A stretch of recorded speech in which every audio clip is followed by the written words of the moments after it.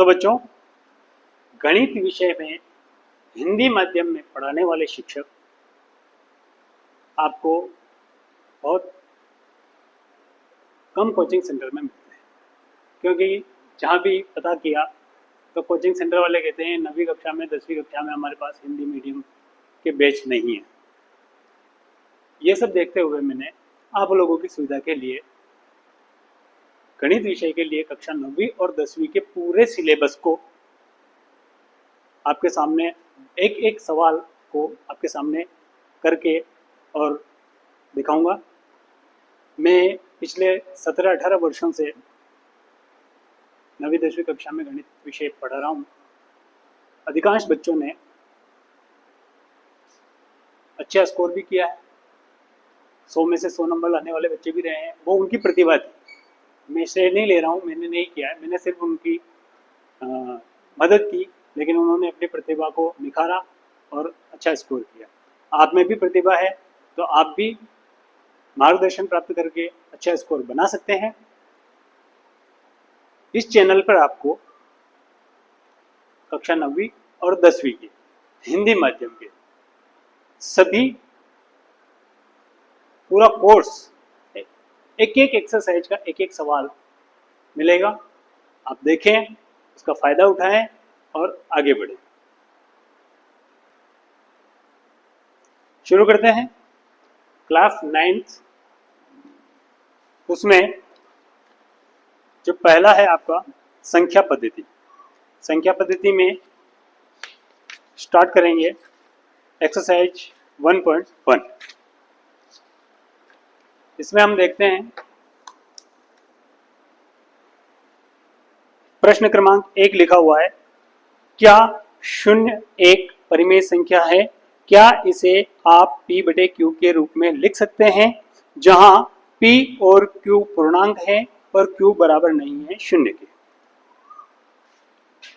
1.1 first, क्या 0 एक परिमेय संख्या है? हाँ, क्या लिखेंगे? हाँ, 0 एक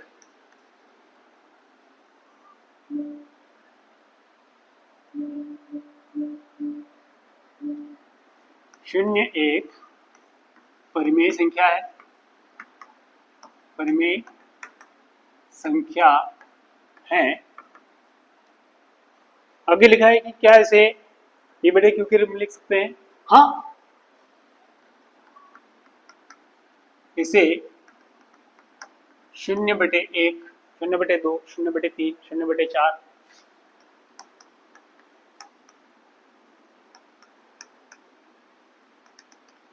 इस रूप में लिख सकते हैं, जहां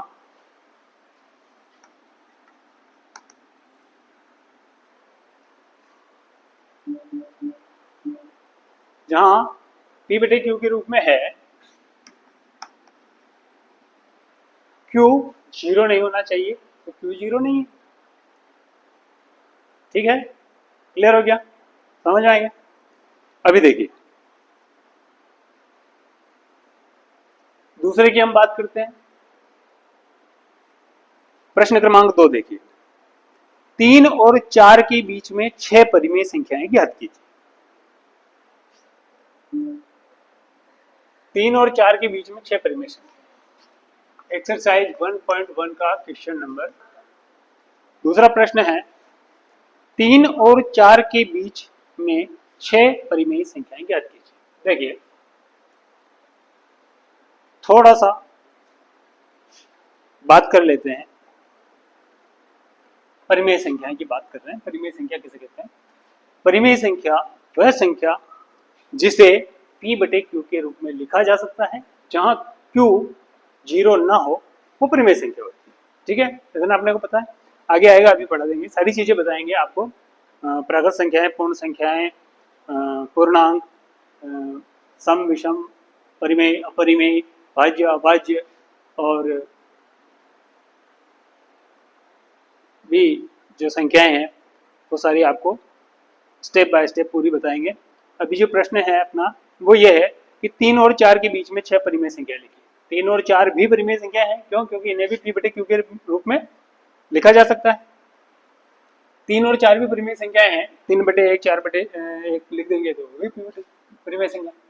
तो मतलब कहने का ये है कि जितने भी पूर्णांक हैं वो सभी परिमेय संख्याएं होती है, जितने भी प्राकृत संख्याएं वो भी परिमेय संख्याएं, पूर्ण संख्याएं भी, पूर्णांक भी, और पूर्णांकों के बीच में आने वाली संख्याएं भी जो है परिमेय संख्या होती है। कैसे होती है वो सारी आगे पढ़ेंगे।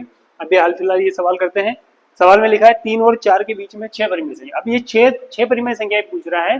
6 की जगह पे 10 भी पूछ सकता है, 15 भी पूछ सकता है, 6 की जगह 600 भी पूछ लेगा तो भी आप लिख दोगे। सिंपल सी ट्रिक अपने को बताना है। वैसे अगर देखा जाए बीच की संख्या निकालने का तरीका क्या होता है, मान लो कि आपको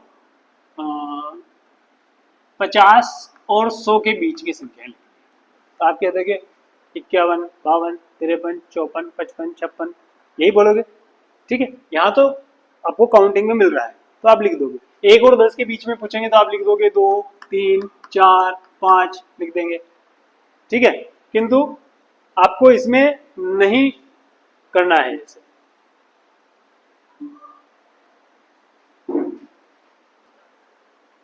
3 और 4 के बीच में परिमेय संख्या 6 परिमेय संख्या लिखनी है। 6 लिखनी हो, चाहे ज़्यादा लिखनी हो, चाहे कम लिखनी हो, सिंपल सा तरीका है।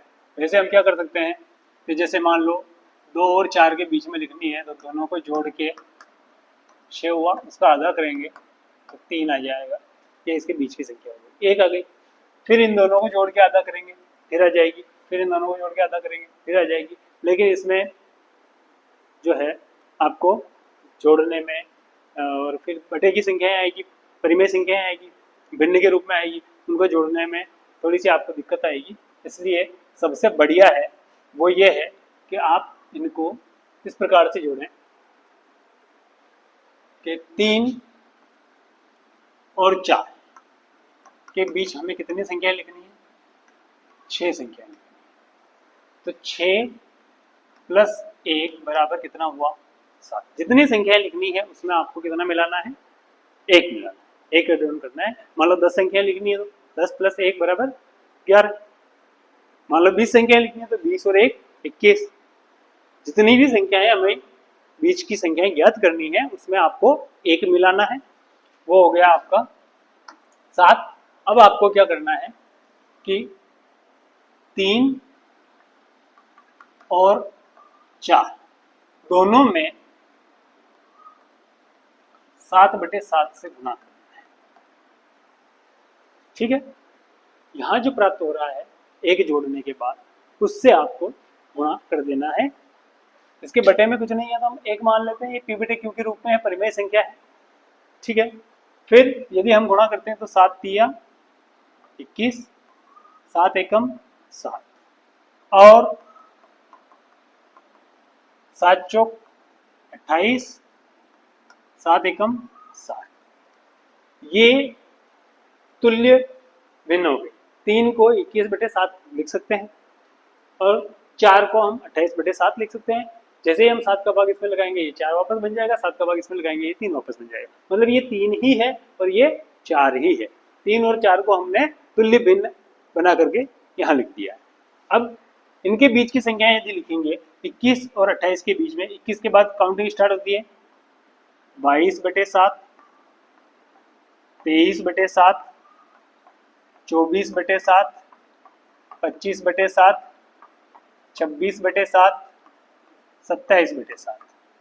1 2 3 4 5 6 6 परिमेय संख्याएं ऐसी हमें प्राप्त हो गई है जो इन दोनों के बीच में है और ये दोनों 3 और 4 की तुल्य भिन्न है। अतः ये जो संख्याएं हैं वो 3 और 4 के बीच में आती है। ठीक, क्लियर। अभी देखिए ये आ गया आपका आंसर। नेक्स्ट अगले प्रश्न पर हम चलते हैं। अगला प्रश्न है आपका 3/5 और 4/5 के बीच में हमें 5 परिमेय संख्या लिखनी है। तीसरा जो प्रश्न है 3/5 और 4/5 के बीच में कितनी परिमेय संख्या लिखनी है, 5 परिमेय संख्या लिखनी है। ठीक है, दिक्कत नहीं है कोई भी, इनमें हर समान है। ठीक है, और अलग भी हो तो भी कोई इश्यू नहीं है, समान कर लेंगे हम। समान करना पड़ेगा, समान हर होंगे तभी हम जो है बीच की संख्याएं आसानी से निकाल पाएंगे। 3/5 और 4/5 के बीच में हमें संख्याएं कितनी निकालनी है? 5 संख्याएं निकालनी है। अभी 3 और 4 के बीच में कोई प्राकृत संख्या तो है नहीं, 3 के बाद जो संख्या आती है वो 4 ही आती है। अतः हमें 5 संख्याएं लिखनी है तो वही तरीका अपना, 5 + 1 बराबर कितना हुआ? 6, अर्थात 6 का गुणा इसके अंश और हर में करेंगे और 6 का गुणा इसके अंश और हर में करेंगे, तो ये तुल्य, इनकी तुल्य भिन्न प्राप्त होगी। 3/5 में भी अंश में भी 6 का गुणा कर दिया, हर में भी 6 का गुणा कर दिया, और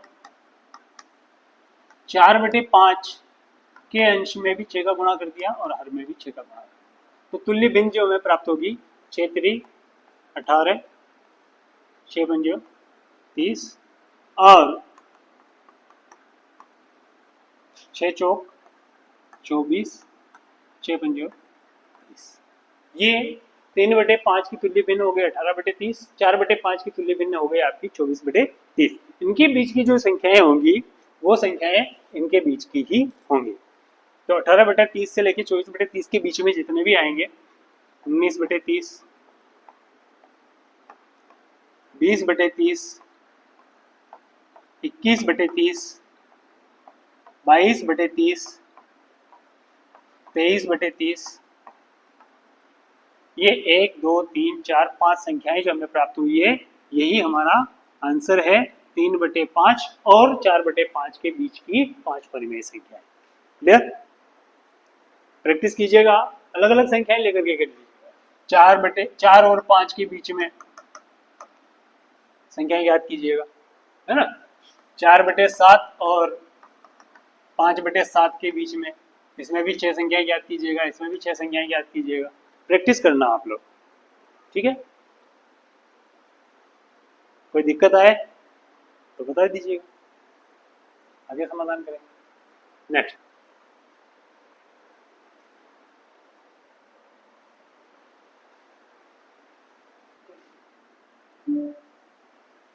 अगला जो प्रश्न है आपका, प्रश्न है नीचे दिए गए कथन सत्य हैं या असत्य, कारण के साथ अपने उत्तर दीजिए। यहाँ हम आपको सारी संख्याओं के बारे में बताते हैं। प्रश्न क्रमांक जो है आपका 4, ये हम क्लास 9 की बात कर रहे हैं।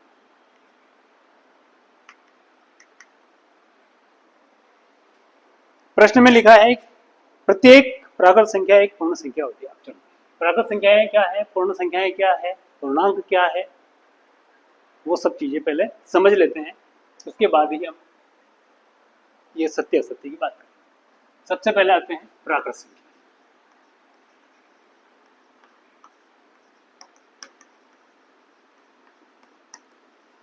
प्राकृत संख्याएं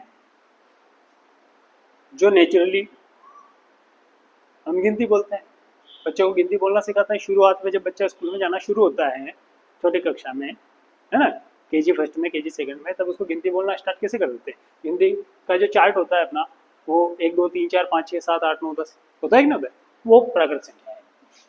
1, 2, 3, 4, 5, 6, 7, 8, 9, 10, 11 एंड कंटिन्यू, ठीक है। ये अपनी प्राकृत संख्या है।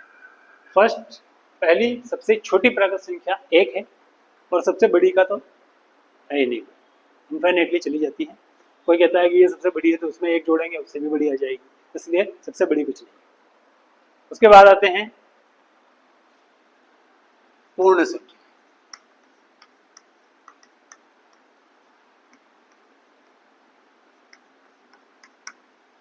पूर्ण संख्याओं में देखिए, जितनी भी प्राकृत संख्याएं होती है वो सारी की सारी पूर्ण संख्या में मौजूद होती है, प्लस 0 भी इसमें ऐड हो जाता है।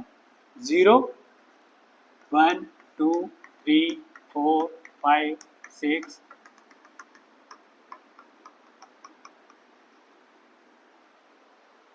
प्राकृत संख्या और पूर्ण संख्या में केवल 0 का अंतर होता है। समझ आ गया? अगर आपसे सत्य असत्य में या रिक्त स्थान में प्रश्न पूछा जाए तो आप बता सकते हैं क्या सभी प्राकृत संख्याएं पूर्ण संख्याएं होती है? हाँ, सभी प्राकृत संख्याएं पूर्ण संख्याएं होती हैं। प्रश्न आ जाए क्या सभी पूर्ण संख्याएं प्राकृत संख्याएं होती है? नहीं, ये कथन असत्य होगा। सभी पूर्ण संख्याएं प्राकृत संख्याएं नहीं होती है, क्योंकि पूर्ण संख्या में शून्य भी आता है और शून्य प्राकृत संख्या में नहीं आता है, तथा ये सारी की सारी जो है वो प्राकृत संख्या नहीं होती है। क्लियर है? चलिए, प्राकृत संख्या के बाद आ जाते हैं पूर्ण संख्या, पूर्ण संख्या के बाद आ जाते हैं पूर्णांक। पूर्णांक की यदि बात करें तो पूर्णांक में प्राकृत संख्या 1 से शुरू होती है, अनंत तक चली जाती है। पूर्ण संख्याएं 0 से शुरू होती है, अनंत तक चली जाती है। पूर्णांक कहाँ से शुरू होता है नहीं पता, कहाँ खत्म होगा नहीं पता, किंतु इसका सेंटर पॉइंट हमें पता होता है, और सेंटर पॉइंट होता है इसका 0। 0 से पूर्णांक 1, 2, 3, 4, 5, 6, 7, 8 अनंत तक जो है ये धनात्मक पूर्णांक है, और जितने धनात्मक पूर्णांक है उतने ही इसमें ऋणात्मक भी पूर्णांक होते हैं। -1, -2, -3, -4, इधर भी इन्फाइनाइटली चलते हैं, अनंत तक इधर भी, अनंत तक इधर भी पूर्णांक। क्लियर हो गया? अभी प्रश्न बनते हैं यहाँ से, क्या सभी प्राकृत संख्याएं पूर्णांक होती हैं? हाँ, समझ में आ गया क्यों? क्योंकि प्राकृत संख्या जितनी भी वो सभी पूर्णांक में है। क्या सभी पूर्ण संख्याएं पूर्णांक होती है? हाँ, पूर्णांक पूर्ण संख्या जितनी भी है वो सभी पूर्णांक में मौजूद है। इसके विपरीत यदि पूछ ले जाएगी क्या सभी पूर्णांक पूर्ण संख्या होती है? नहीं। क्या सभी पूर्णांक प्राकृत संख्या होती है? नहीं। समझ में आ गया? आगे बढ़ते हैं। ये हो गया प्राकृत संख्या हो गई, पूर्ण संख्या हो गई, पूर्णांक हो गए। अब आ जाते हैं हम सम विषम, तो आप जानते होंगे, फिर भी बता देता हूँ। सम संख्या, सम संख्याएं ऐसी संख्याएं जिनमें 2 का पूरा पूरा भाग लग जाता है, अर्थात भाग लगाने पर शेष कुछ नहीं बचता है, वो संख्याएं 2 से विभाजित होती है, वो सम संख्याएं कहलाती हैं। 2, 4, 6, 8, 10, 12, 14, 16, 18, 20। ठीक है, क्लियर है? यहाँ तो कोई दिक्कत नहीं। विषम संख्या इसके विपरीत, विषम संख्या की हम बात करेंगे तो इसके विपरीत विषम संख्या में हम क्या करेंगे,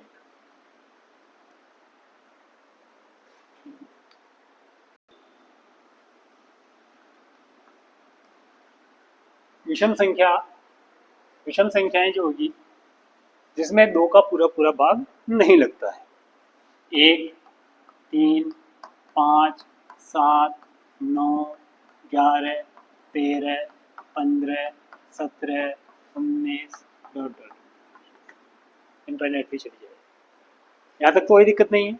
चलिए आगे बढ़ते हैं। हाँ, अब प्रश्न ये भी हो सकता है क्या सभी सम संख्याएं पूर्णांक होती है? हाँ होती है। क्या सभी विषम संख्याएं पूर्णांक होती है? हाँ होती है। ठीक है। क्या सभी पूर्णांक सम होते हैं? नहीं। क्या सभी पूर्णांक विषम होते हैं? नहीं। क्या सभी पूर्णांक धनात्मक होते हैं? नहीं, ऋणात्मक भी होते हैं। क्या सभी पूर्णांक ऋणात्मक होते हैं? नहीं। प्रश्न किसी भी प्रकार से पूछा जा सकता है। अगर ये कॉन्सेप्ट क्लियर है, अपने दिमाग में कोई डाउट नहीं है, प्राकृत संख्या क्या है, पूर्ण संख्या क्या है, पूर्णांक क्या है, सम क्या है, विषम क्या है, भाज्य क्या है, अभाज्य, अभाज्य भी देख लीजिए। अभाज्य संख्या है, शुरू करते हैं। अभाज्य,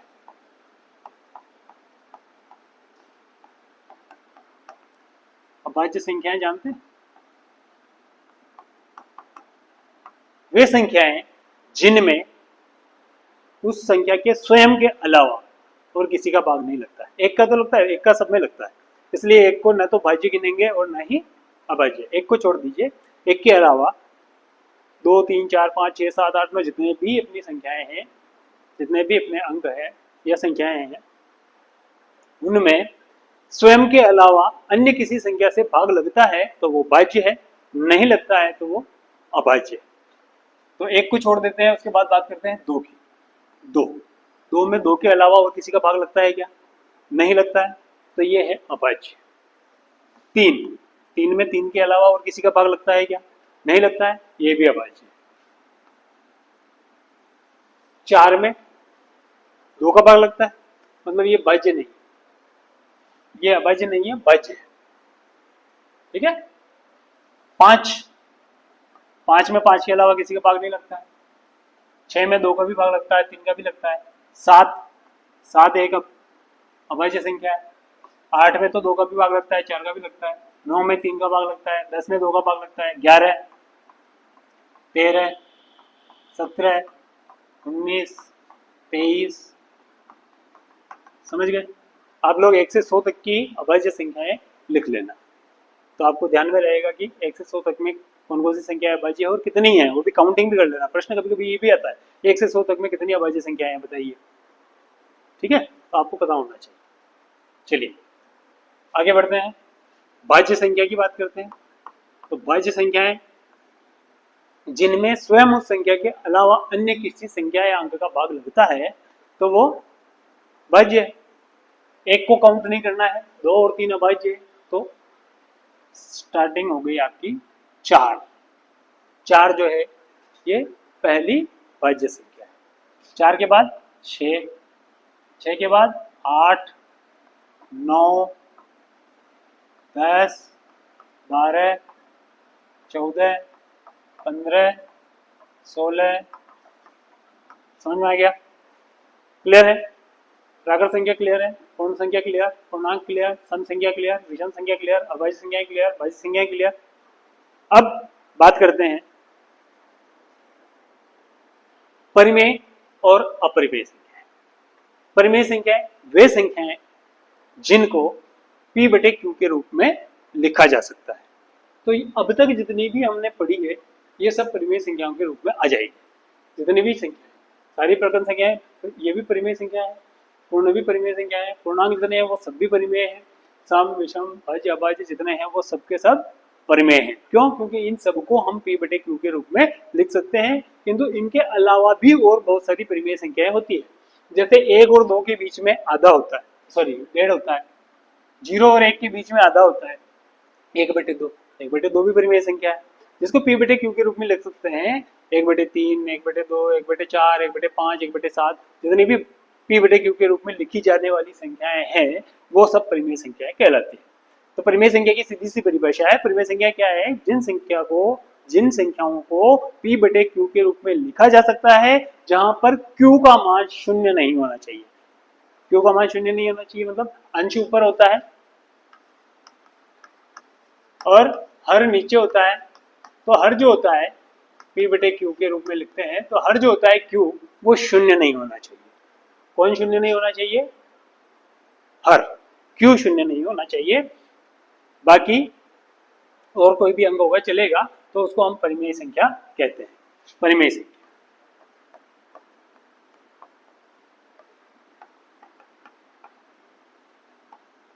परिमेय संख्याएं उपयुक्त सभी तो आ ही जाएगी। उपयुक्त सभी का मतलब जितनी भी दिख रही है वो सब।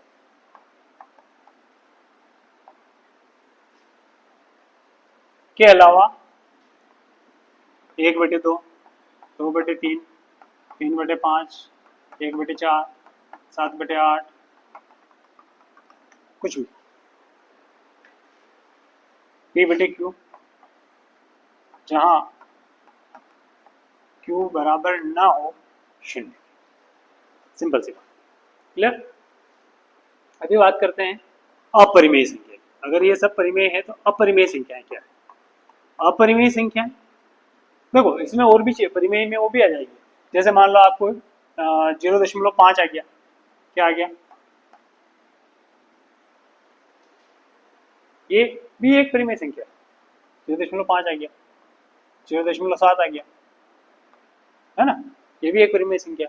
0.3 के ऊपर बार का निशान आ गया, ये भी परिमेय संख्या।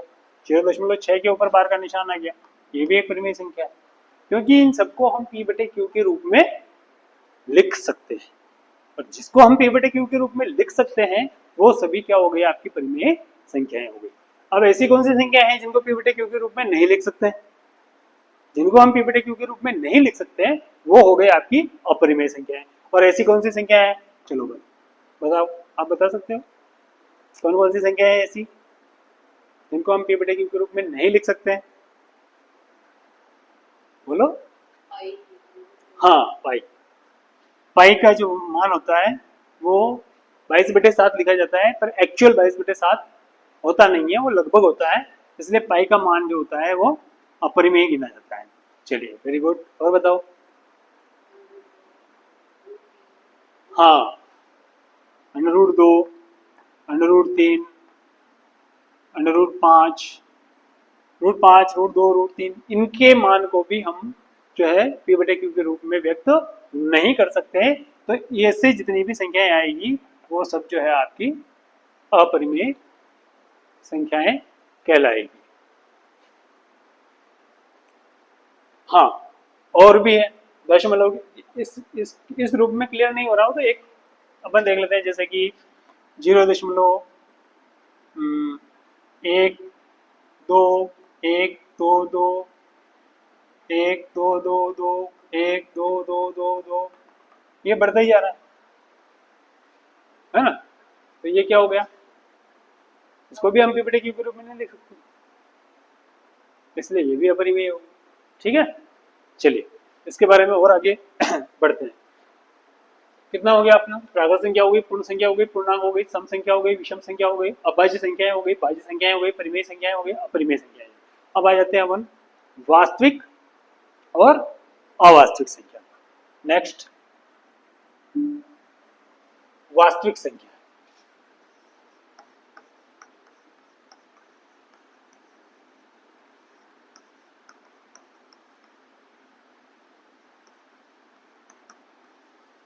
और अवास्तविक संख्या।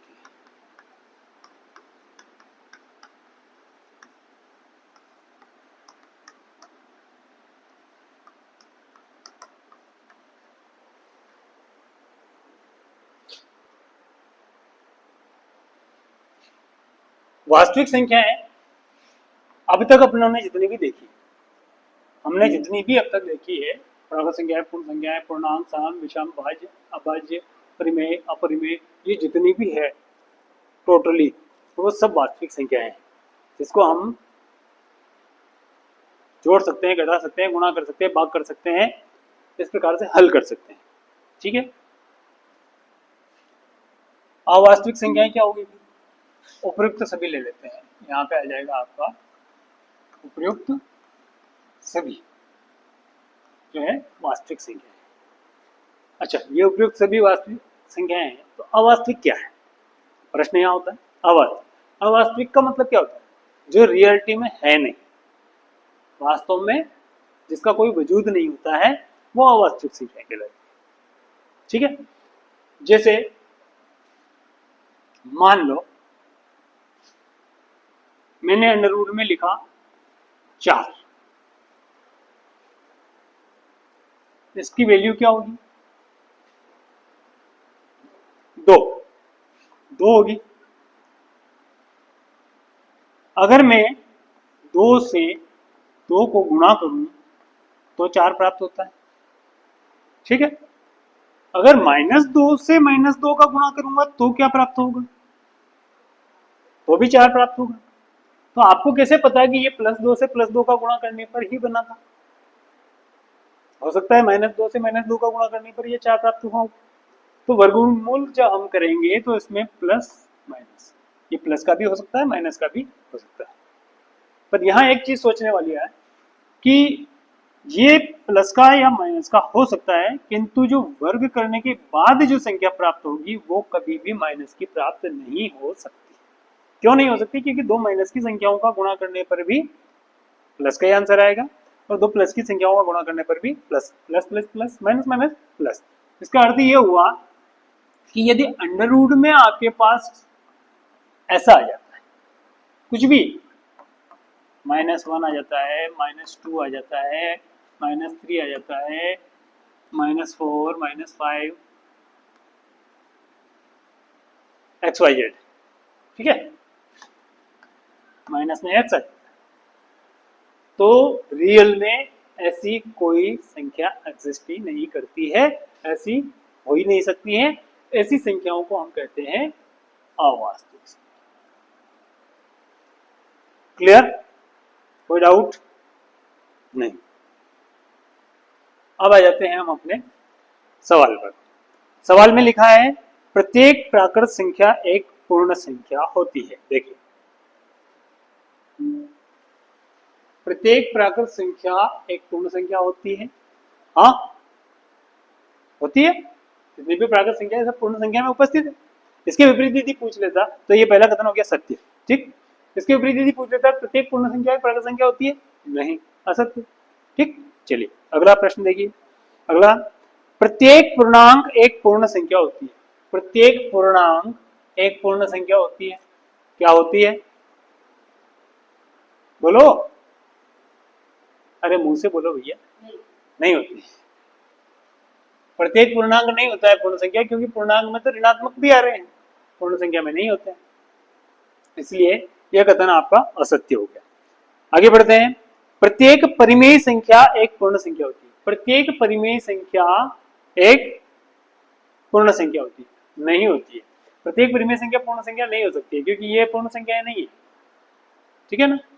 हाँ, प्रत्येक पूर्ण संख्या एक परिमेय संख्या होती है, वो कथन सत्य होता है, किंतु प्रत्येक परिमेय संख्या एक पूर्ण संख्या होती है, ये कथन असत्य है। तो पहला कथन आपका हो गया प्रत्येक प्राकृत संख्या एक पूर्ण संख्या होती है, सत्य है। दूसरा है प्रत्येक पूर्णांक एक पूर्ण संख्या होती है, असत्य है। और प्रत्येक परिमेय संख्या एक पूर्ण संख्या होती है, यह भी असत्य है। आज के लिए बस इतना ही। कल हम शुरू करेंगे अगली एक्सरसाइज से, और स्टेप बाय स्टेप एक एक सवाल इसी प्रकार से आपको बोर्ड पे समझाया जाएगा। कोई दिक्कत आए तो आप कमेंट्स करके भी पूछ सकते हैं। आप लोग सीधे डाउट्स जो है शेयर करें, आपके डाउट भी क्लियर करने की कोशिश की जाएगी। आज के लिए इतना ही, तैयारी करते रहिए।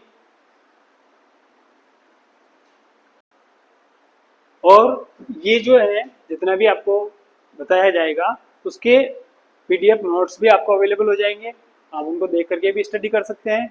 आप मेहनत कीजिए, हम आपके साथ हैं। धन्यवाद।